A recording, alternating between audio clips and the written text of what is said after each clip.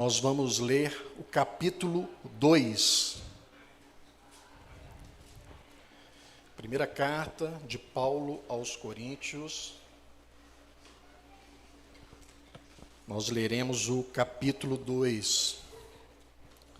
E hoje, irmãos, nós estamos chegando ao último sermão da nossa série Uma Igreja Comum, que nós começamos em outubro. Então já tem praticamente 3 meses. E nesses 3 meses, o Senhor foi nos conduzindo por um caminho que era bem claro. Primeiro nós olhamos para cima, para a autoridade que funda e que governa a igreja. E nós vimos que Cristo é o fundador e o fundamento da igreja. Que uma igreja comum, ela é guiada pela palavra. Que Deus estabelece lideranças que pastoreiam com amor. Esse foi o primeiro eixo da nossa série. Depois nós olhamos para a essência da vida em comunidade. E nós vimos que uma comunidade é uma igreja, um povo em unidade. É um povo que possui pertencimento. É um povo que tem uma missão recebida do Senhor, a grande comissão.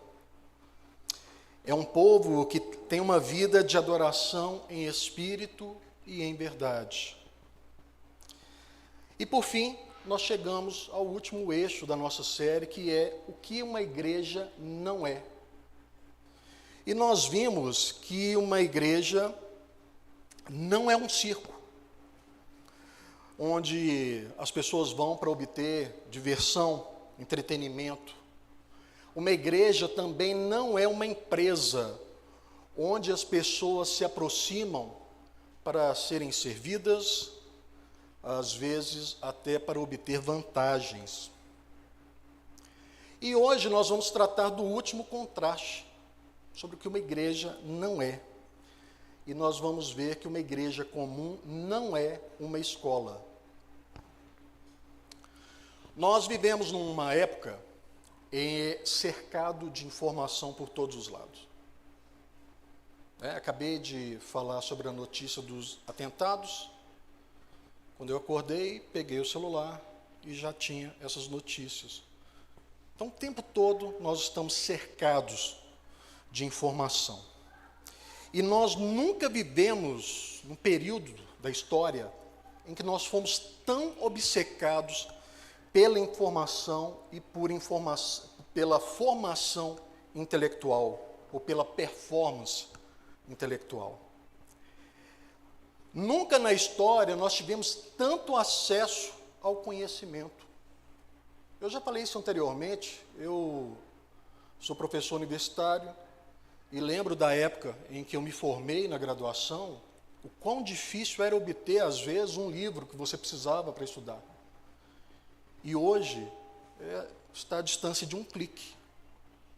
Você já acessa essa informação. Nós nunca fomos tão tentados a medir o valor das pessoas pelo seu conhecimento intelectual.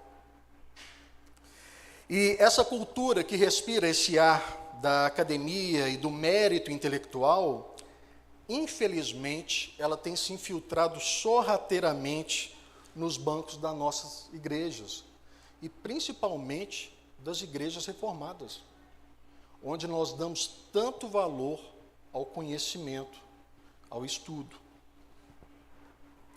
Muitos hoje, eles vão se aproximar da comunidade, da igreja, não como pecadores desesperados em busca de salvação, mas como se fossem alunos curiosos em busca de uma palestra, de algo estimulante, de informação.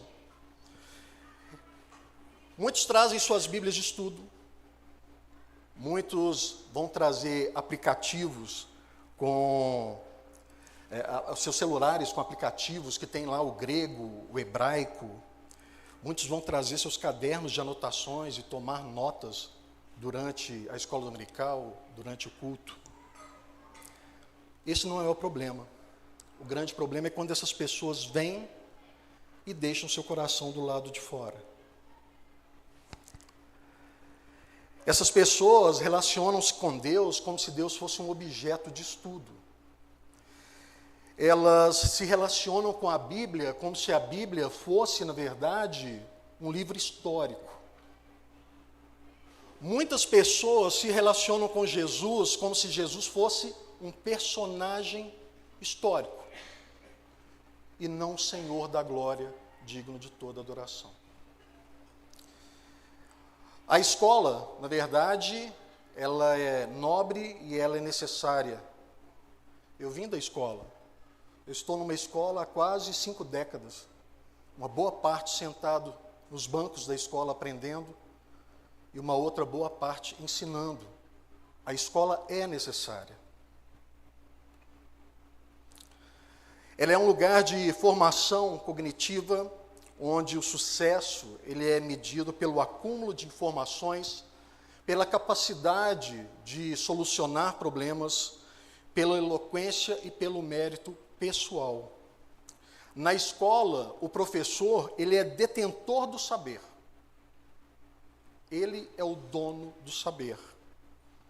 O aluno é aquele que, de alguma forma, por seu esforço, ele busca um diploma para a sua própria ascensão, tanto ascensão social quanto ascensão econômica, a busca de um status. Mas quando a gente abre a primeira epístola de Paulo aos Coríntios, no capítulo 2, Paulo vai lançar um desafio radical a essa mentalidade de escola, de busca do conhecimento, pelo status, pelo mérito. Paulo escreve essa carta, endereçada à igreja em Corinto, que era uma cidade grega, o berço de todo o conhecimento ocidental, berço da filosofia, da retórica, da oratória. Os coríntios, eles estavam acostumados com os filósofos chamados sofistas, que eram oradores que chegavam à cidade com grande pompa e discursos elaborados e para impressionar. Essa era a ideia. O perigo naquele tempo era que a igreja ela estava se tornando uma escola de sabedoria, dividida por preferências intelectuais e fascinada pela forma em detrimento ao conteúdo. E isso é um grande risco. E diante disso, nessa manhã, então, nós vamos nos debruçar sobre esse texto, sobre a palavra de Deus, para compreendermos que a igreja, ela não é academia, ela não é escola, onde se busca apenas conhecimento intelectual, desconectado da transformação espiritual e da adoração a Deus. Só pedir, está tendo muito eco aqui.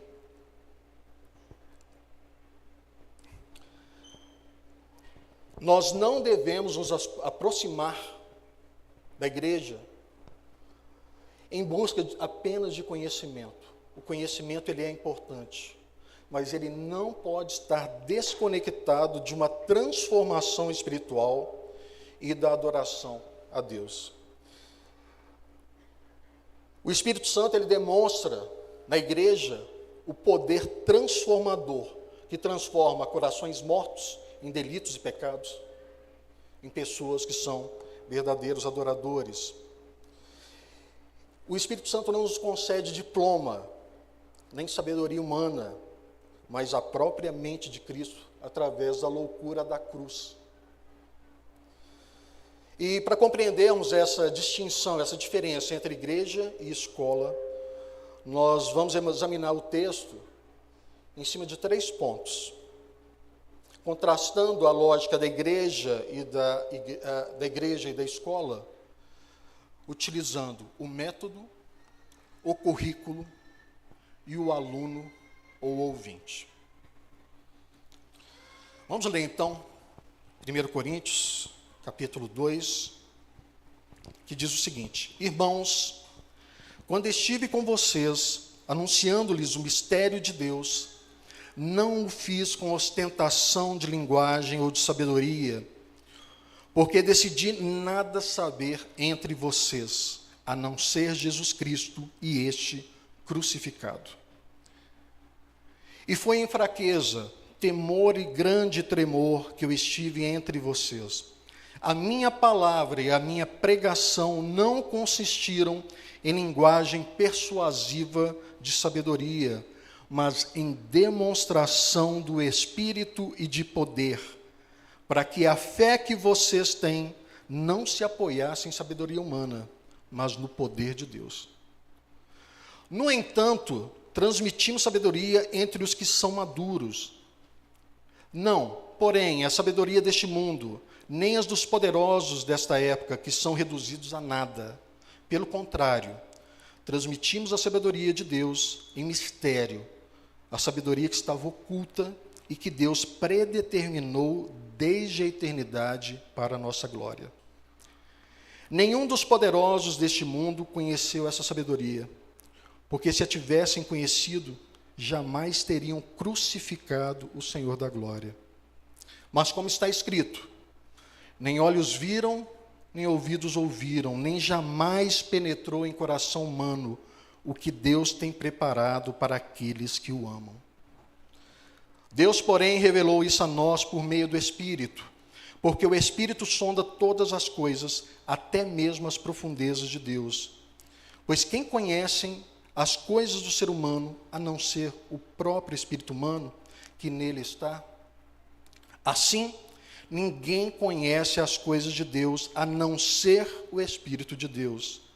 E nós não temos recebido o Espírito do mundo, e sim o Espírito que vem de Deus, para que conheçamos o que por Deus nos foi dado gratuitamente. Disso também falamos, não em palavras ensinadas pela sabedoria humana, mas ensinadas pelo Espírito, conferindo coisas espirituais com espirituais. Ora, a pessoa natural não aceita as coisas do Espírito de Deus, porque lhes são loucura, e ela não pode entendê-las, porque elas se discernem espiritualmente. Porém, a pessoa espiritual julga todas as coisas, mas ela não é julgada por ninguém. Pois quem conheceu a mente do Senhor, para que o possa instruir? Nós, porém, temos a mente de Cristo. Amém. Vamos orar mais uma vez. Pai, nós te agradecemos pela tua palavra. E nós te pedimos, ó Deus, que o teu Santo Espírito possa agir nessa manhã em nosso meio, através dessa palavra, Deus, que será ministrada. Que essa palavra sirva de alimento para mim e para meus irmãos, ó Pai. E que essa palavra, ó Deus, ela não invada apenas as nossas mentes, mas também os nossos corações, transformando as nossas vidas. Nós pedimos em nome de Jesus. Amém e amém. Irmãos, nós então vamos tratar esse texto sob 3 perspectivas. Nós vamos falar sobre o método, sobre o currículo e sobre os alunos ou os ouvintes. E o primeiro ponto é: o método da igreja comum é diferente do método da escola. Peço que vocês observem atentamente o versículo 1. Paulo vai começar dizendo o seguinte: irmãos, quando estive com vocês, anunciando-lhes o mistério de Deus, não o fiz com ostentação de linguagem ou de sabedoria. E aí nós temos uma palavra-chave aqui, que define o que Paulo rejeitou. E essa palavra é a palavra ostentação. No grego, essa palavra seria a palavra hiperoché, tá? E essa palavra, ela vem de hiper, uma palavra conhecida por nós, né? Hipermercado, né? Que é uma palavra que está sobre, acima, hiper. E também pela palavra eco, que é a palavra ter. Então, ela significaria o seguinte: é ter proeminência, estar acima, ou então olhar de cima para baixo. E que foi traduzida na nossa versão como ostentação. Na cultura grega, a hiperoché, na verdade, ela era um alvo, era o objetivo de todo orador público. Todos eles procuravam a hiperoché. O objetivo era exatamente a ostentação intelectual.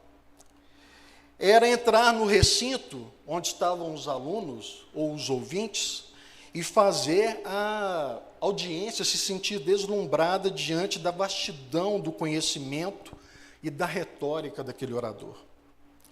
Mas Paulo, então, diz o seguinte: eu não fiz isso, eu não usei dessa ostentação com vocês.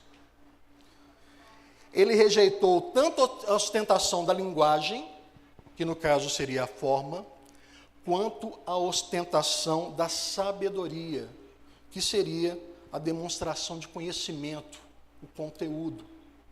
Paulo, então, rejeita ostentar, tanto em termos de linguagem, quanto em termos de sabedoria.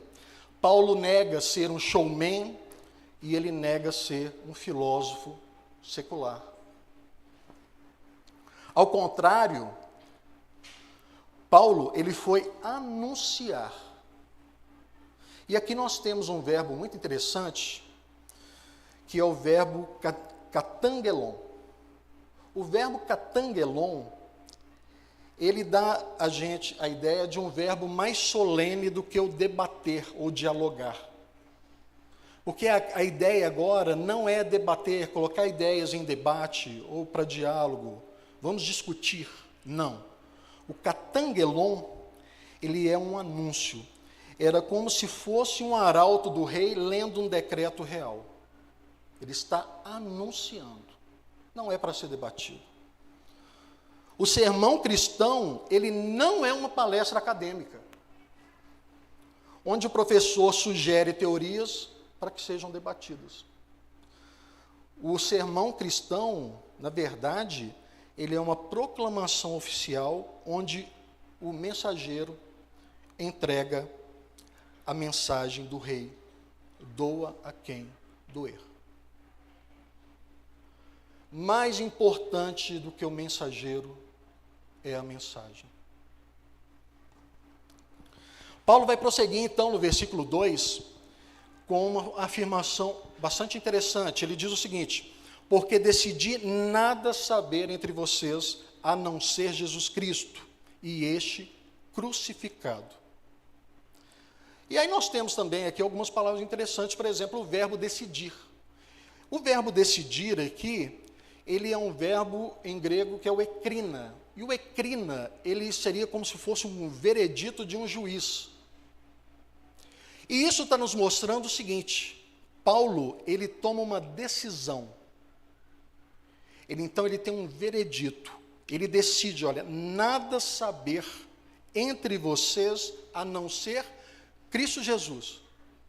E esse Cristo, ele adiciona, e este crucificado. Isso vai nos mostrar, então, que a simplicidade de Paulo não era fruto de ignorância.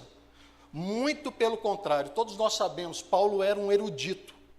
Paulo era um homem letrado. Paulo foi formado aos pés de Gamaliel. Ele era conhecedor da filosofia grega. Nós temos lá em Atos 17, Paulo no Areópago. Ele era conhecedor, era um homem letrado. Mas ele fez aqui um julgamento consciente. Ele decidiu o seguinte: eu vou trancar todo o meu conhecimento na gaveta. E eu vou levar para o púlpito apenas a cruz. Muitas vezes nós nos aproximamos da igreja porque nós admiramos muito o pregador. Muitas vezes nós vamos à igreja porque nós admiramos a retórica daquele homem que traz a palavra. O grande conhecimento. Mas o que deveria nos aproximar da igreja, novamente, não é o mensageiro, mas a mensagem. E Paulo fez isso. Paulo tranca seu conhecimento. Ele se livra da ostentação de linguagem, da ostentação de sabedoria, para pregar a cruz, o Cristo, e este crucificado. Como resultado dessa decisão, a postura de Paulo, então, foi o oposto da arrogância acadêmica. Irmãos, eu estou na universidade há 24 anos. E lá é o lugar onde você conhece. Eu conheci pessoas geniais, as pessoas, provavelmente, pessoas inteligentíssimas. E é um local de arrogância. Porque, na verdade, aquelas pessoas buscaram por aquilo. O conhecimento, ele não é dado por osmose, né? Mas ele é pelo esforço. A pessoa se senta, ela estuda, estuda e estuda. Ela vira madrugadas. É um esforço, é um exercício.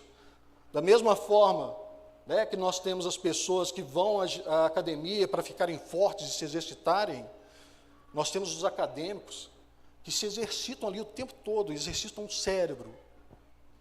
Para quê? Para obter conhecimento, para cada vez conseguir resolver problemas cada vez mais difíceis. E isso traz, infelizmente, arrogância. Eu conheci 2 homens durante meu doutorado, 2 professores geniais. Um desses professores, ele, não raramente, ele fazia com que os alunos, mulheres ou homens, não importava, saíssem do gabinete dele chorando. Ele utilizava o conhecimento com arrogância para massacrar essas pessoas.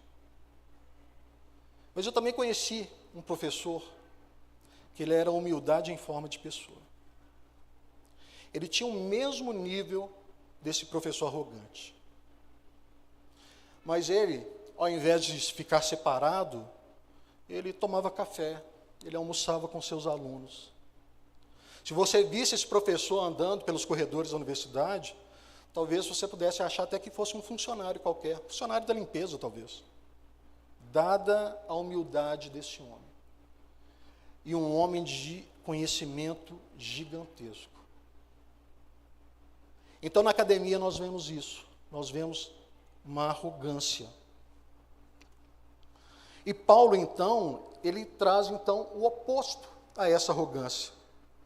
No versículo 3, ele vai dizer o seguinte: e foi em fraqueza, temor e grande tremor que eu estive entre vocês. A escola, ela vai valorizar a força, o esforço, ela vai valorizar a capacidade de resolver problemas, ela vai valorizar o aluno que obtém as melhores notas. A igreja é o lugar onde a fraqueza do mensageiro se torna o palco para o poder de Deus.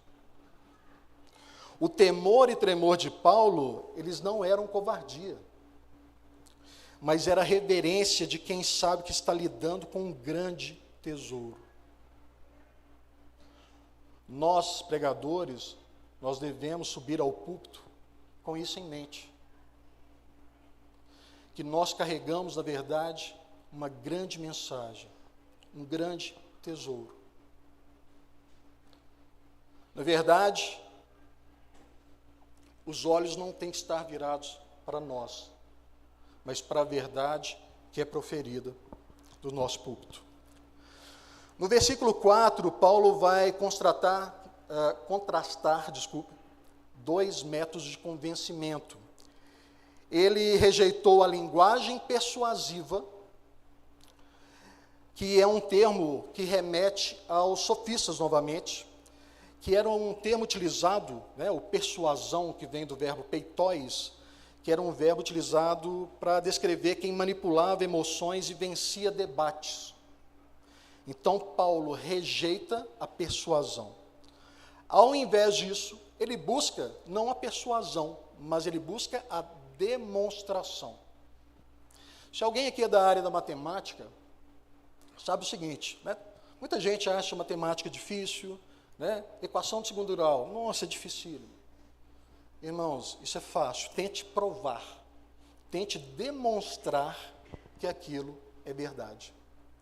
E para isso, no grego também existia um verbo, que era o verbo apodeixes. E esse verbo, ele é um termo técnico para lógica e para matemática, que significa uma prova irrefutável. E é exatamente esse verbo que Paulo usa. Quando ele fala que ele tem, então, uma demonstração, Paulo utiliza esse verbo. Ou seja, ele vai utilizar uma prova irrefutável. E aí a grande ironia nesse trecho é que a prova irrefutável do Evangelho, ela não é obtida pela lógica, pelo intelecto, mas pelo fato de que homens mortos em seus delitos e pecados são trazidos à vida pelo poder do Espírito Santo. Nenhuma retórica humana, nenhuma retórica grega, qualquer filosofia, nada pode transformar, por exemplo, um pecador, um homem adúltero, em um homem santo. Só o Espírito Santo pode fazer isso. Imagina o seguinte, a seguinte cena. De um lado nós temos um orador grego, ele sobe ao palco, ele estufa o peito, ele projeta a voz, ele tem oratória e técnicas perfeitas para se comunicar, suas roupas estão impecáveis, ele cita os filósofos gregos, os poetas gregos, Homero, Platão, ele usa lógica, ele encanta a sua plateia. O que ele busca, na verdade, é a hiperoché. Ele busca que todos saiam dizendo, nossa, mas que grande conhecimento esse homem tem. Como é bom ouvir esse homem falar. Do outro lado, nós temos Paulo. Paulo chegando em Corinto. Talvez ele ainda tenha as marcas físicas do espancamento que ele sofreu em Filipos. Ele esteja com os olhos cansados, talvez com a voz trêmula. Ele não tem presença imponente. Ele sobe ao púlpito e, ao invés de citar Platão, ele fala de um carpinteiro judeu que foi executado como um criminoso. Humanamente, Paulo é um fracasso. Mas enquanto ele fala sobre a cruz, o Espírito Santo cai sobre a audiência, homens e mulheres choram de arrependimento, idólatras quebram seus ídolos, e a vida dessas pessoas muda. Essa é a diferença entre a igreja e a escola. A mensagem da escola e a mensagem da igreja. O filósofo grego, a escola, ele informou o cérebro com persuasão, com autoridade, mas autoridade dele próprio. O Espírito Santo, entretanto, através da pregação do Evangelho, ele ressuscitou o morto com demonstração de poder. Se Paulo fosse um super-homem, a fé dos coríntios estaria apoiada em Paulo. Mas Paulo, ele não era um super-homem. Ele era um vaso de barro, um vaso quebrado, trincado. E quando os coríntios ouviram a pregação de Paulo, eles ouviram, na verdade, o tesouro que existia dentro desse vaso quebrado. Irmãos, na igreja escola, o pregador ele busca parecer mais inteligente do que os ouvintes. E os ouvintes, eles buscam ser entretidos pelo intelecto do pregador. Na igreja comum, não.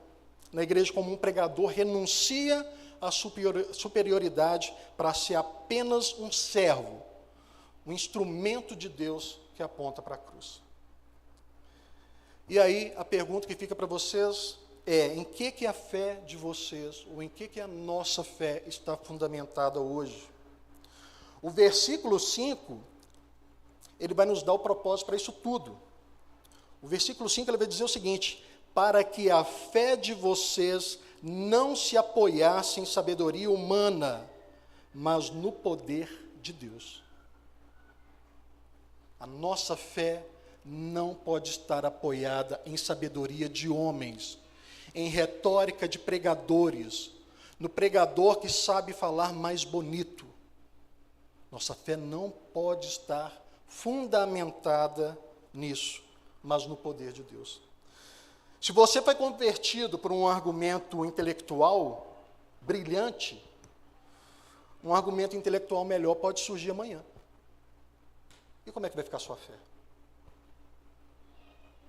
Se a sua fé depende de quão lógico o calvinismo parece para você, sua fé está baseada em sabedoria humana. Se você foi convertido pelo carisma, pela retórica de um grande pregador, imagine se esse homem cai. Sua fé pode ser destruída. A nossa fé não pode estar fundada sobre sabedoria humana, mas sobre o poder de Deus. E isso nos leva ao segundo ponto. O currículo da igreja é diferente do currículo da escola. É o trecho dos versículos 6 a 13. Se o método da igreja é diferente, ao invés de nós estarmos preocupados com a imponência da pessoa que leva a mensagem, mas com a mensagem em si, o currículo, que é o conteúdo do ensino, ele é radicalmente diferente. E aí, irmãos, alguém poderia acusar Paulo de ser anti-intelectual, porque Paulo não utilizou ostentação de linguagem, não utilizou ostentação de sabedoria. Então, alguns podem pensar, quer dizer que nós não precisamos estudar? E não é isso. Paulo trata isso no versículo 6, onde ele vai dizer o seguinte: no entanto, transmitimos sabedoria entre os que são maduros, não porém a sabedoria deste mundo, nem a dos poderosos desta época, que são reduzidos a nada. A igreja não rejeita o intelecto e nem o estudo sério das Escrituras. O que a igreja rejeita é o intelectualismo vaidoso e desconectado da cruz. Isso vai gerar divisão, arrogância e soberba.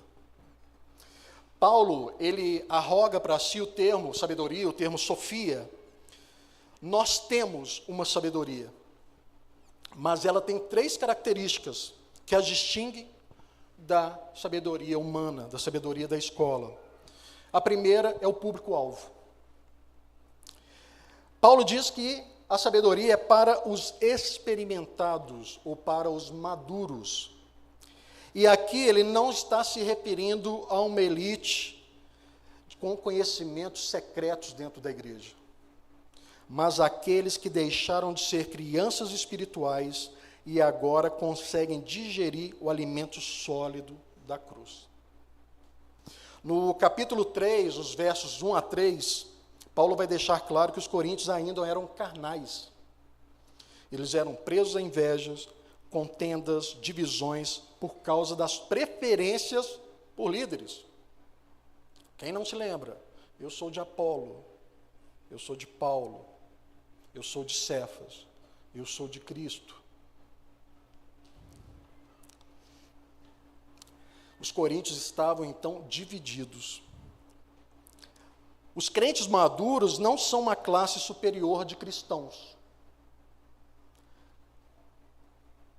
Não. Mas aqueles que cresceram na fé e deixaram para trás a carnalidade que divide a igreja. Na escola secular, o maduro é quem tem um doutorado. Na igreja, o maduro é quem parou de buscar aplausos humanos e entendeu a profundidade do plano de Deus. A segunda característica que distingue a sabedoria é a origem.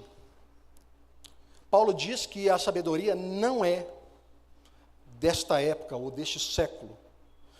A nossa sabedoria, ela não segue as ideias dominantes, os valores, as preocupações, os gostos, as modas do nosso tempo.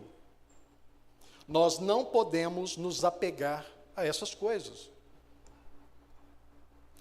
Também, a sabedoria da igreja não pertence aos poderosos desta era. E Paulo refere-se aqui principalmente às autoridades humanas. Pilatos, Herodes, Caifás, os líderes judaicos, que condenaram Jesus à morte. E esses poderosos, diz o texto, eles estão reduzidos a nada. A sabedoria dos poderosos é reduzida a nada. A terceira característica da sabedoria é a natureza. A sabedoria que Paulo diz aqui, nesse texto, é mistério. É um mistério. No Novo Testamento, o mistério não é um enigma que o detetive vai e descobre. Não.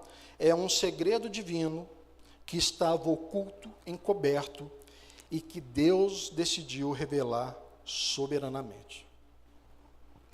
Paulo, então, ele vai aprofundar essa teologia nos versículos 7 e 8.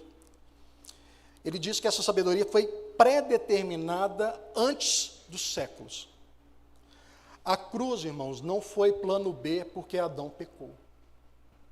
A cruz foi planejada antes dos séculos. Deus traçou o plano da redenção, o plano da salvação na eternidade. E a prova de que a sabedoria humana falhou é uma prova histórica.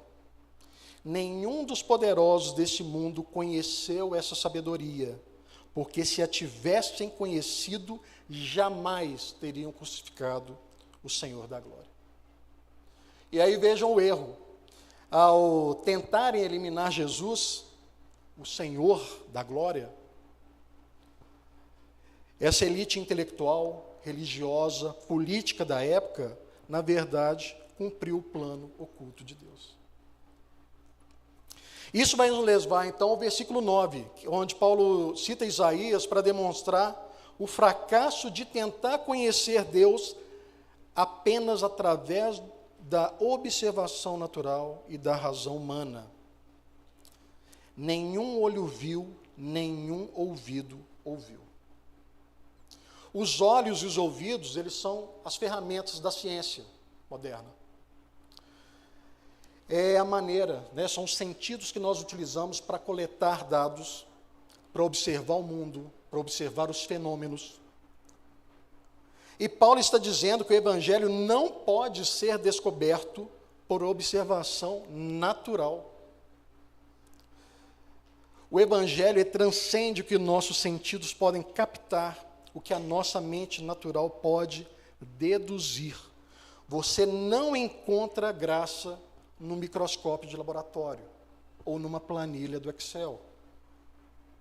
O coração humano, que é a sede da razão e da vontade, ele jamais conceberia um Deus que morre por seus inimigos, crucificado. É loucura isso.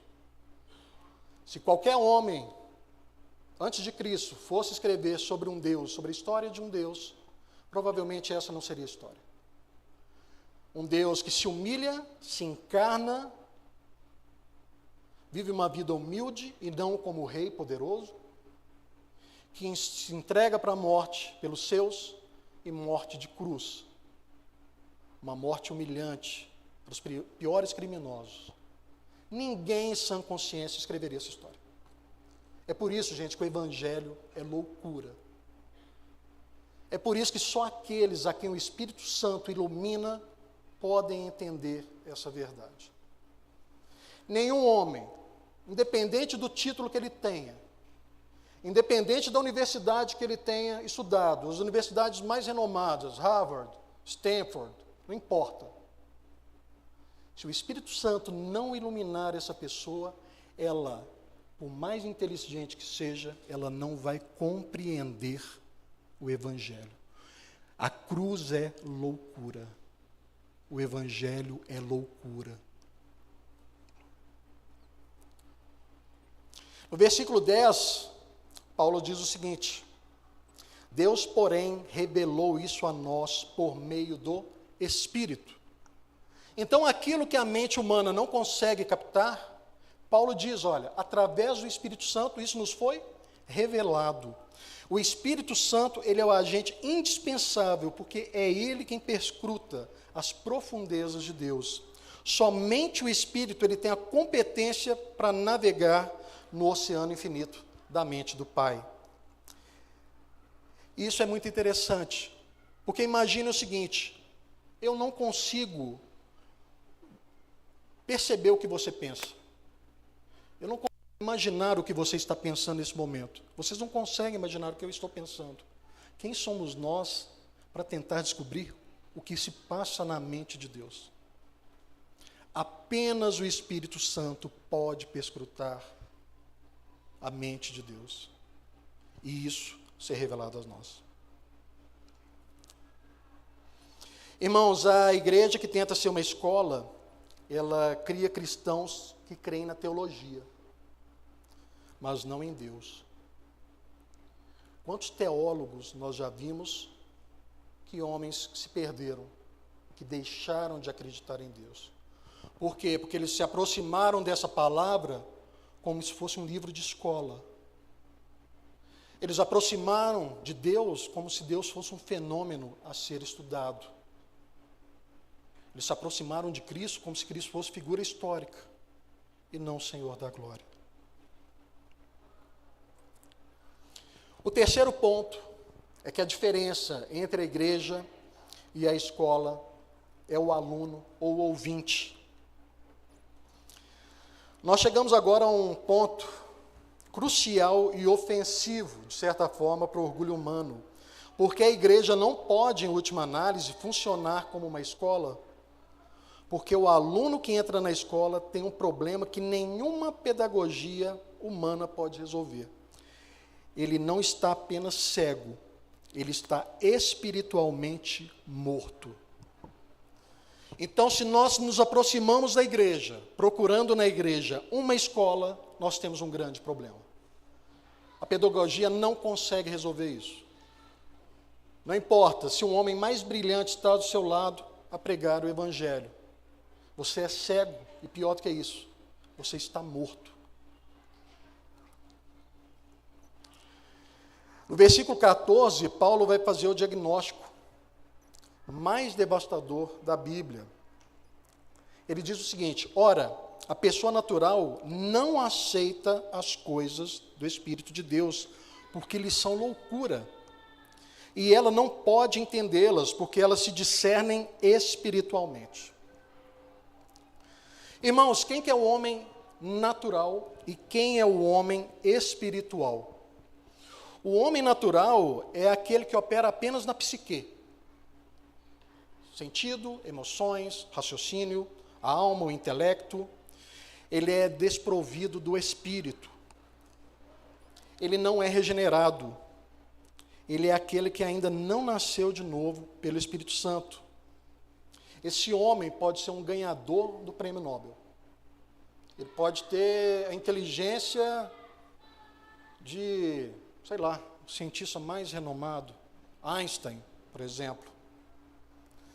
Ele pode ser um filósofo brilhante, mas diante de Deus, ele tem um grande problema. Primeiro, ele não aceita as verdades. Esse verbo, na verdade, significa acolher, o aceitar aqui como acolher essa verdade, como se fosse um hóspede. O homem natural, ele fecha a porta para o evangelho. Por quê? Porque o evangelho para ele é loucura. Ele não compreende. Para a mente acadêmica não regenerada, a cruz é uma estupidez. Deus morto, salvação de graça, isso é uma estupidez para a mente acadêmica. Isso ofende a lógica, isso ofende a meritocracia. Segundo e mais grave, o homem natural, ele não é capaz de entender. E Paulo afirma essa incapacidade é total. Não é apenas que o homem não quer aceitar, ele é incapaz, ele não pode compreender. As faculdades mentais do homem natural não permitem que ele entenda o Evangelho. Falta a ele o que a gente chamaria na computação de um hardware espiritual. Porque essas coisas, elas se discernem espiritualmente. O homem natural, ele tenta discernir as verdades de Deus utilizando a ferramenta errada. Ele usa a razão, quando deveria usar o espírito. Você, por exemplo, você não usa termômetro para medir distâncias, né? Ou você não vai usar uma trena para verificar a temperatura do seu filho, para verificar se ele está com febre.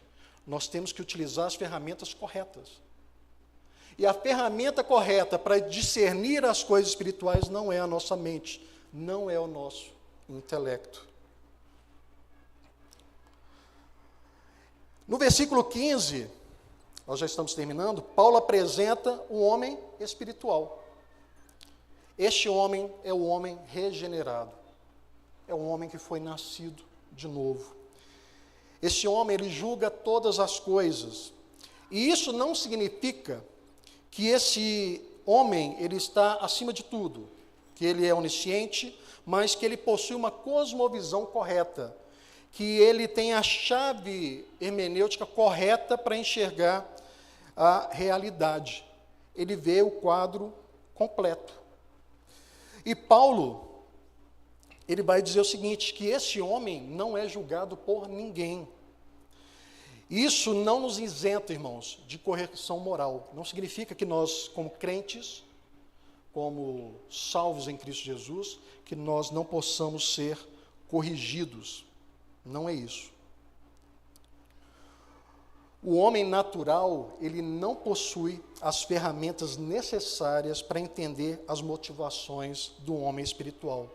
Para eles, para o homem natural apenas, nós somos um enigma. E esse argumento vai culminando no versículo 16, onde Paulo vai citar Isaías 40. E ele diz o seguinte: pois quem conheceu a mente do Senhor para que o possa instruir? E a resposta para isso é óbvia. Quem conheceu a mente do Senhor? Ninguém. Tentar instruir a Deus ou corrigir a Bíblia, como alguns têm tentado fazer ultimamente, com base em ciência humana, com base em achismos e ideologias, é a arrogância suprema da criatura. Mas Paulo vai terminar então com uma afirmação triunfante. Nós, porém, temos a mente de Cristo. Isso é um milagre maravilhoso. Nós não nos tornamos Deus, mas nós recebemos um transplante de mente. Ter a mente de Cristo significa compreender as coisas que Deus revelou através do seu Espírito. É uma declaração sobre a nossa capacidade de conhecer as verdades espirituais que eram loucuras para nós antes da regeneração. O Espírito Santo, ele imprime em nós a perspectiva, os valores, a disposição de Jesus. E como está em Filipenses 2, essa mente de Cristo é uma mente de humildade, de serviço sacrificial, não de orgulho intelectual. Ter a mente de Cristo é pensar como Jesus pensa. E Jesus, sendo Deus, não se apegou à sua glória. Antes disso, ele se humilhou. E para ilustrar essa incapacidade do homem natural, eu queria que vocês pensassem, por exemplo, sei lá, nessa caneca. Nós estamos cercados aqui de ondas de rádio por todos os lados. Tem ondas de AM e FM circulando por nós aqui. Essa caneca, ela não toca música. Eu não ouço AM e FM. Por quê? Ela simplesmente não tem o componente, o hardware necessário para decodificar essas ondas e transformar aquilo em som.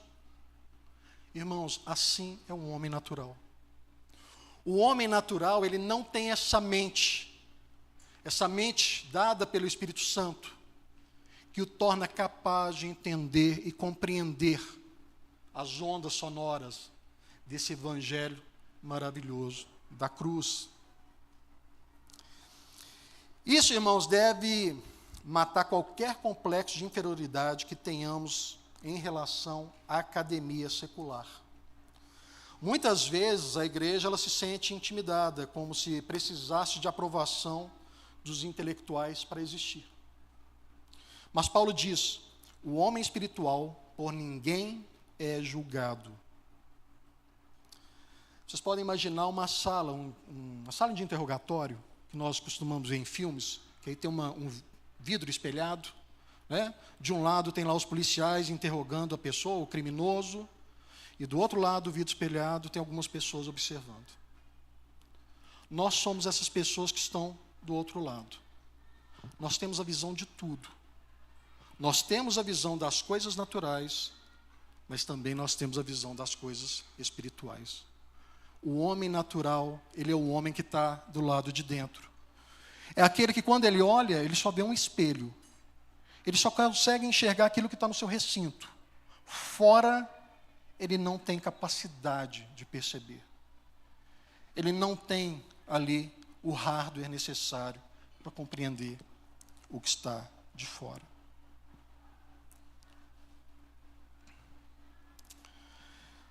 Irmãos, pare de buscar a aprovação de quem não tem a capacidade de entender quem você é.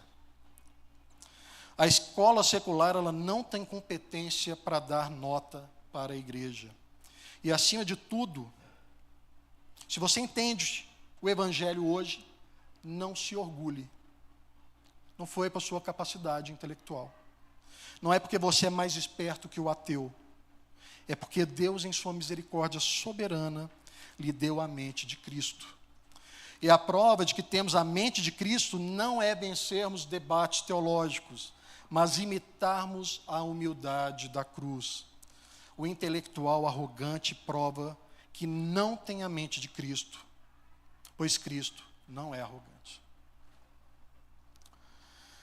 Irmãos, para fechar, se a igreja não é uma escola, o que a igreja é?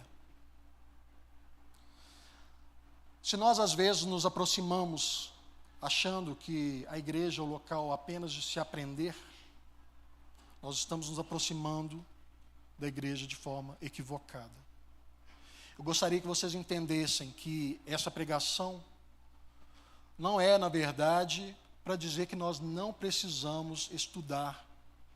Nós não precisamos estudar teologia, estudar a palavra de Deus, ser diligentes no estudo da palavra. Não é isso. Nós precisamos. A questão é o porquê de fazer isso. Nós chegamos a Deus, nós estudamos a palavra, nós chegamos à igreja para que as nossas vidas sejam transformadas ou para que nós acumulemos mais informação.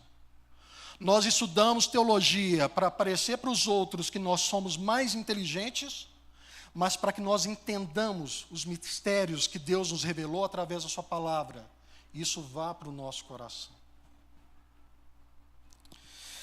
Se a igreja não é uma escola, o que ela é? Ela é o lugar onde o Cristo crucificado é anunciado e onde pecadores são reconciliados com Deus. Nossa fé não deve estar fundamentada em retórica ou performance intelectual, mas na mensagem da cruz e na ação do Espírito Santo. E mais, o Cristo que foi crucificado, ele ressuscitou e reina. E ele derrama o Espírito para que aquilo que era loucura para nós se torne vida, beleza e verdade. E é por isso que a igreja não vive de performance, ela vive de poder. Poder do Espírito Santo, aplicando a obra de Cristo ao coração de cada um de nós. Oremos.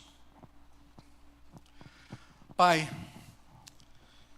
nós nos achegamos a Ti, ó Pai, de forma humilde.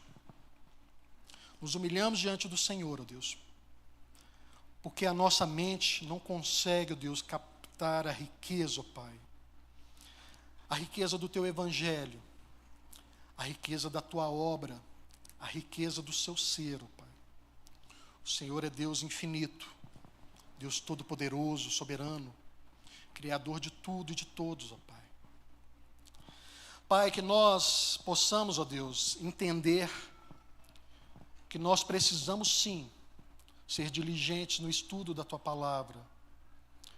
Nós precisamos, ó Pai, compreender as verdades que estão na Tua palavra, ó Pai. Mas que isso não seja motivo, ó Deus, motivo para arrogância, para soberba, para humilhar aqueles que talvez não saibam tanto quanto nós. Que isso não seja motivo para que nós tenhamos elites intelectuais dentro da sua igreja, mas que todos, ó Deus, sejam servos, servos uns dos outros, ó Pai, e servos do Senhor.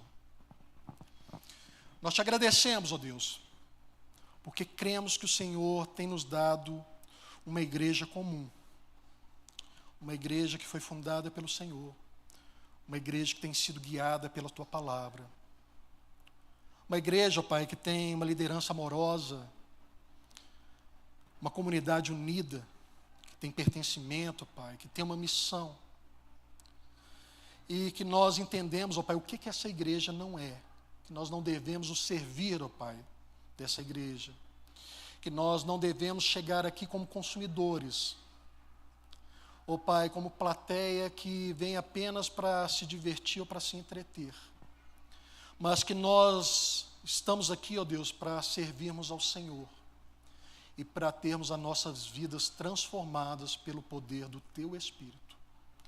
Pai, que o Teu Espírito, ó Deus, seja derramado sobre a vida dos meus irmãos. Transforma, Senhor, transforma as nossas vidas. Que o que nós temos aprendido, ó Pai, desça para os nossos corações, ó Deus. Que não seja apenas informação intelectual, mas que seja, na verdade, ó Pai, verdade do Senhor registrada, incrustada em nossos corações. Eu te agradeço, Pai, pelo que o Senhor tem feito por cada um de nós. Em nome de Jesus. Amém, amém. Que a boa de Deus, nosso Pai, a graça de Jesus, as consolações do Santo Espírito estejam sobre a vida de cada um de vocês, sobre cada um de nós e sobre a igreja de Jesus em todo o mundo. Em nome de Jesus. Amém e amém. Os avisos